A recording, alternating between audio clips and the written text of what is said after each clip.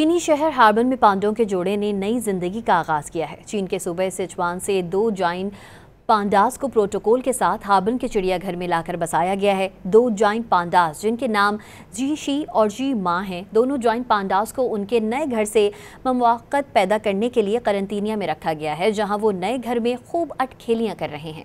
दोनों पांडास को खूबसूरत माहौल फराहम किया गया और उनकी भरपूर सहूलियात का भी ख्याल रखा जा रहा है। चीनी चिड़ियाघर में इन पांडास पर तालीमी मकासद के तहत तहकीक भी की जाएगी। दोनों पांडास की उम्र 8 साल है। हार्बन भेजे जाने से पहले वो सिचुआन के डोजियांगयान की पांडा वादी में रहते थे। दोनों पांडास को मुंतकली के दौरान तनाव से बचाने के लिए खुसूसी इंतजाम किए गए थे। हार्बन का चिड़ियाघर जल्द ही पांडास के बारे में जानने और तालीमी दौरे करने वाले लोगों के लिए तवज्जो का मरकज बन जाएगा। हार्बन चिड़ियाघर के हुक्काम का कहना है कि जाइंट पांडास के पवेलियन के खुलने की तारीख का ऐलान फिलहाल नहीं किया जा रहा। इन पांडास के पवेलियन को आवाम के लिए खोले जाने का इन्हिसार जी शी और जी माँ की हालत पर होगा। शहर के लोगों का भी कहना है कि वो इन जाइंट पांडास के बर्फ में लड़खने का दिलकश मंजर देखने के लिए बेताब है।